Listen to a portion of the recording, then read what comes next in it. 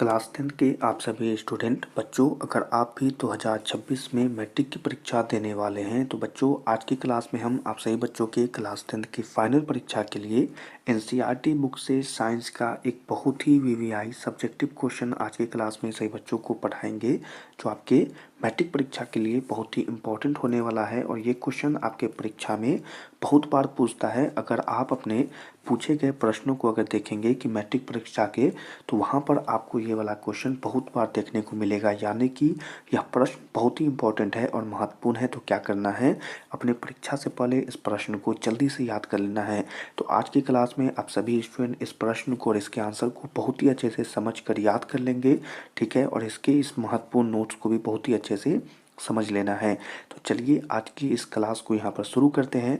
सभी स्टूडेंट क्या करेंगे, इस क्लास को अपने दोस्तों के साथ जल्दी से शेयर करेंगे, क्लास को लाइक करेंगे और चैनल को सब्सक्राइब कर लेंगे। तो चलिए यहाँ पर क्लास को शुरू करते हैं। प्रश्न बोला जा रहा है, प्रश्न पढ़ेंगे। जीवाश्म ईंधन क्या है, उदाहरण सहित लिखें। यह क्वेश्चन आपके परीक्षा में हूबहू पूछ लेता है कि जीवाश्म ईंधन क्या है। तो बहुत ही अच्छे से आपको समझना है और आज के इस आंसर को बहुत ही अच्छे से समझकर याद कर लेना है। तो चलिए यहाँ पर क्लास को आगे बढ़ाते हैं।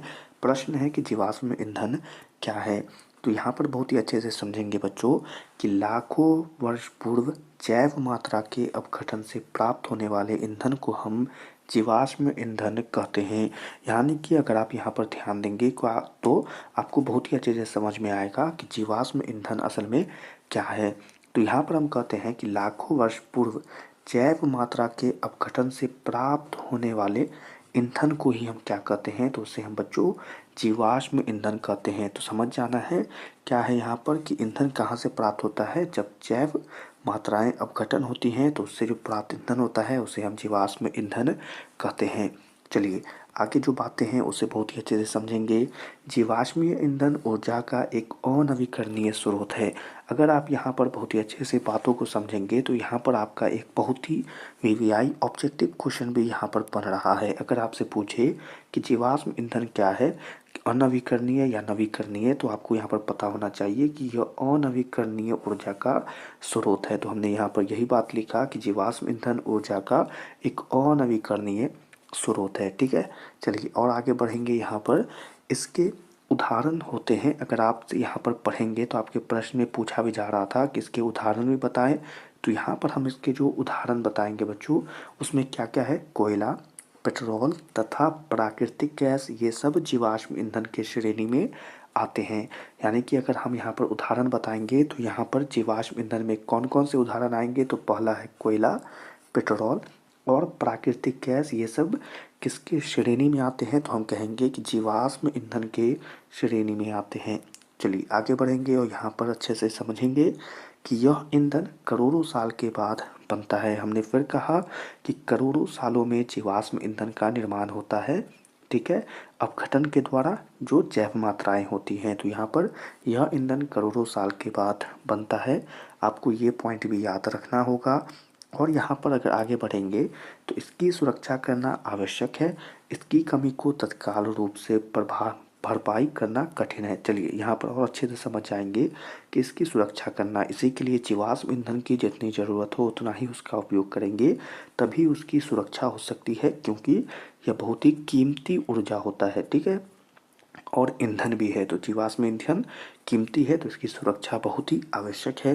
इसकी कमी को तत्काल रूप से, यानी कि अगर यह कमी हो जाए, इसकी मात्रा में अगर कमी हो जाए बच्चों, तो इसके तत्काल रूप से इसकी भरपाई नहीं कर सकते हैं, क्योंकि इसके बनने में बहुत ज़्यादा समय लगता है, ठीक है। चलिए थोड़ा और आगे बढ़ेंगे बच्चों और यहाँ पर समझेंगे। अतः इसे नियंत्रित दर से खर्च करना चाहिए। हमने यही कहा कि जीवाश्म ईंधन की जितनी आवश्यकता हो उतना ही उसे खर्च करें, क्योंकि यह महत्वपूर्ण ईंधन होता है, ठीक है। तो नियंत्रित दर से खर्च करना चाहिए। और यहाँ पर अगर और समझेंगे कि जैसे कोयला और पेट्रोल, यहाँ पर हमने उदाहरण दिया तो अच्छे से समझने के लिए यहाँ पर हमने कोयला और पेट्रोल दिया। पर अगर आपको बहुत ही अच्छे से लिखना है तो आप कहेंगे कि जीवाश्म ईंधन के उदाहरण हैं कोयला, पेट्रोल तथा प्राकृतिक गैस आदि। तो हमारा जो प्रश्न था कि जीवाश्म ईंधन क्या है, इसके उदाहरण दे, तो हमने तो बहुत ही अच्छे से समझ लिया कि जीवाश्म ईंधन क्या है, और हमने उदाहरण भी दे दिया कि जीवाश्म ईंधन का जो उदाहरण है बच्चों वो कोयला, पेट्रोल, प्राकृतिक गैस आदि ये सब जीवाश्म ईंधन के श्रेणी में आते हैं और उसके उदाहरण हैं, प्रकार हैं। ठीक है बच्चों, तो बहुत ही अच्छे से आप सभी बच्चों ने इस प्रश्न को बहुत ही अच्छे से सुना है, समझा है और इसके नोट्स को भी बहुत ही अच्छे से समझ लिया है। ठीक है, तो हम क्या कर लेंगे, एक बार आप सभी बच्चों को यह पढ़कर बहुत ही अच्छे से हम एक बार और आपको सुना देंगे, समझा देंगे और आप अगर इसे लिखना चाहते हैं तो ज़रूर लिख लीजिएगा। आज की क्लास का क्वेश्चन है, जीवाश्म ईंधन क्या है, उदाहरण सहित लिखें। जीवाश्म ईंधन क्या है, उदाहरण सहित लिखें। तो यहाँ पर बहुत ही अच्छे से बातों को समझेंगे। जीवाश्म ईंधन लाखों वर्ष पूर्व जैव मात्रा के अपघटन से प्राप्त होने वाले ईंधन को हम जीवाश्म ईंधन कहते हैं। लाखों वर्ष पूर्व जैव मात्रा के अपघटन से प्राप्त होने वाले ईंधन को हम जीवाश्म ईंधन कहते हैं।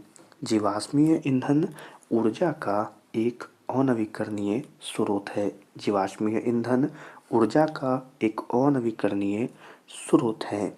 इसके उदाहरण हैं कोयला, पेट्रोल तथा प्राकृतिक गैस। ये सब जीवाश्मीय ईंधन के श्रेणी में आते हैं। इसके उदाहरण हैं कोयला, पेट्रोल तथा प्राकृतिक गैस। ये सब जीवाश्मीय ईंधन के श्रेणी में आते हैं। यह ईंधन करोड़ों साल के बाद बनता है। यह ईंधन करोड़ों साल के बाद बनता है।